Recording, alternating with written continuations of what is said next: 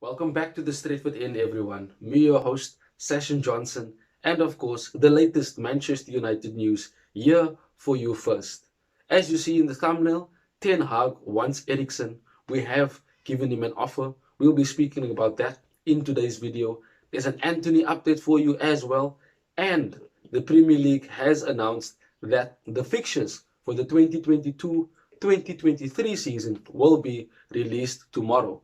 Before we get into the news, as always, subscribe to the channel and links to our various socials in the description below. So, let me give that news to you right away. From Pedro Almeida himself, Manchester United is seriously pushing Ajax to sign Antony. The player has already informed Ajax that he wants to join Manchester United, and at the moment, the transfer is 90% complete.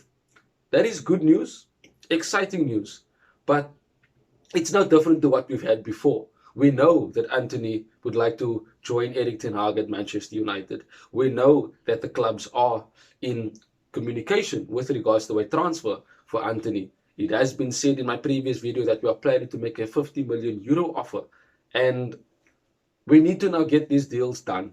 We need to now ensure that we are waking up to seeing things such as we have agreed a fee. We've got verbal agreements made with players. We cannot continually, every single day, moving on in this transfer window and find ourselves monitoring, find ourselves talking, planning to offer.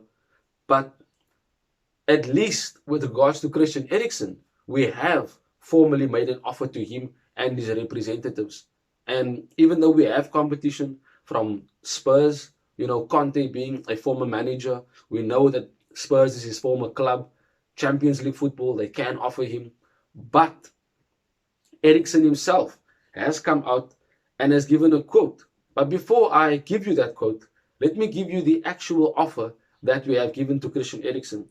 And as per Ekrem Kunur, Manchester United have offered 30-year-old Danish midfielder Christian Eriksen a 1 + 1 year contract, which is fairly good in my opinion for the qualities that he has.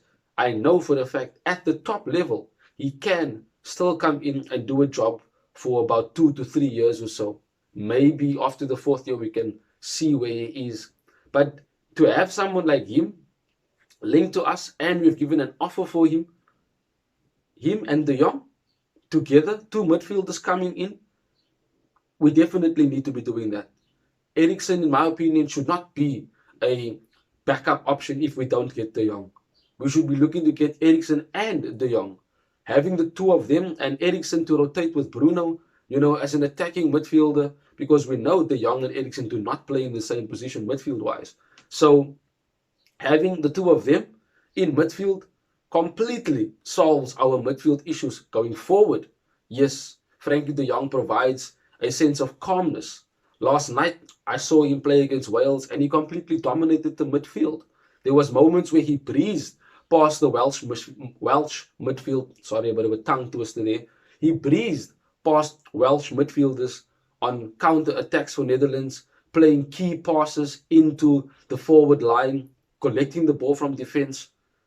For those who are probably saying we don't need Frankie de Jong, trust me, he is a quality, special player, and Ten Hag definitely knows why he is the #1 transfer target at this moment in time. Let me give you the quote from Christian Eriksen himself. I have different offers and options which we are considering, and then we will make a decision.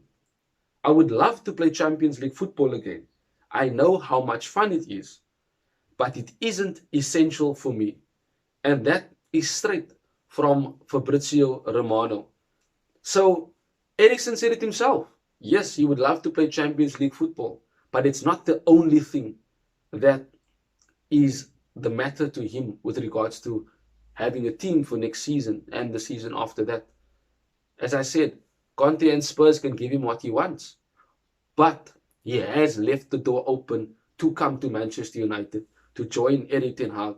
If you remember in videos past, there was a period when Erik ten Hag was at Ajax, and Christian Eriksen was on his road to recovery after his, shall I say, serious, not an injury, but the serious near-death experience that he had. He went to go and train at Ajax while Erik ten Hag was there, and Erik ten Hag was impressed. And that is the reason why Erik ten Hag wants him at Manchester United. So we need to be getting Eriksen and Frankie de Jong, both of them. But both of them won't work alone if we don't get a defensive midfielder. We know for a fact we can't get Calvin Phillips due to the fact that he's a Leeds boy. He is completely not willing to play for Manchester United under any circumstances. Ibrahim Sangare is there. Do we go and pay for Ruben Neves? But Ruben Neves is being valued by Wolves for 100 million. Where they got that amount, I'm not too sure. A lot of clubs just hear United are in for their player and boom, they rise the price up, and it's not even a drop in the ocean of what they should be valuing their players at. It's just because United are coming in, they know we have money, so they look to milk Manchester United as much as they can. That's what Barcelona is doing. They want 85 million up front for Frankie de Jong, and they are not in the position to negotiate because they need money. They need to sell in order to buy. But they are hoping that we decide, you know what, we're actually going to just pay the money. But we don't want to do that. So there's a bit of a stalemate there. United doesn't want to pay that amount because they know Barcelona needs money and are hoping for them to drop the price. But Barcelona doesn't want to drop the price and are hoping for us to pay the full price. So there needs to be an end game here. There needs to be some sort of result by the end of this week. We need definitely to be ensuring that an agree is fee and a fee is agreed. I cannot, under any circumstance, understand why we are so delayed in the transfer window. By now, we should have had Timber wrapped up already. Way, way ahead in the beginning of May, when Ten Hag was signed, we knew that he was a target for Ten Hag. Verbal terms were agreed. Timber is just waiting for an answer between Ajax and Manchester United. Why are we delaying things? He should have been done and wrapped up by now. We could have gotten Yves Bissouma from Brighton for 25 million. But, again, we are delaying and putting all our attention on one player, being Frankie de Jong.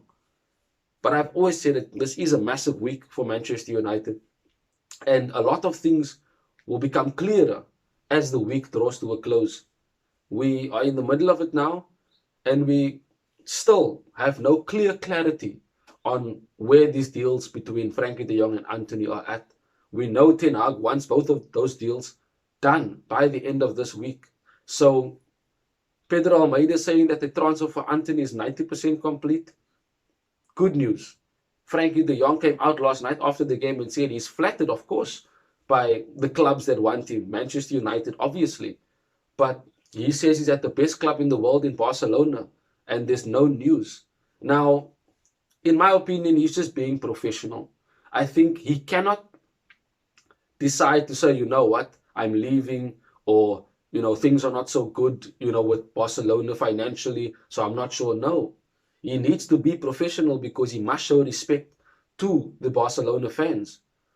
But on the other hand, you also look at it and you ask yourself, the whole world knows that Barcelona is selling you.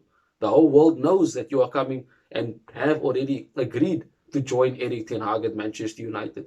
So you're saying that you have no issues and you are at the best club in the world, Barcelona, and you want to stay. That in itself is disrespectful to the team that does want you, which is Manchester United. But again, he needs to be professional. He can't go around saying things that might cause chaos in the media. As we know, journalists look for any loophole just to expose a player. So if he said something along the lines of, oh, you know what, they are in for me, they are busy talking, the journalists would go insane and say, oh, Frankie de Jong confirms Manchester United and Barcelona talks, and this makes it sound more that he's leaving. There's so many things that cause chaos like that in media. But we need to be patient, and we need to be understanding of the factor that the deal for Frankie de Jong is not something that is going to be done quickly, but it will be done by the end of this week. That is what Ten Hag has asked of John Murta and Richard Arnold, etc. They need to get these deals done, as I said in my previous video. Lastly, just a bit of news on the Premier League. As I said earlier on in the video, tomorrow the Premier League and the FA will be releasing the fixtures for the 2022-2023 season. And it's going to be interesting to see what our first 6 fixtures are. Who we're opening our Premier League season against. When do we play the likes of Liverpool and City, Chelsea, etc.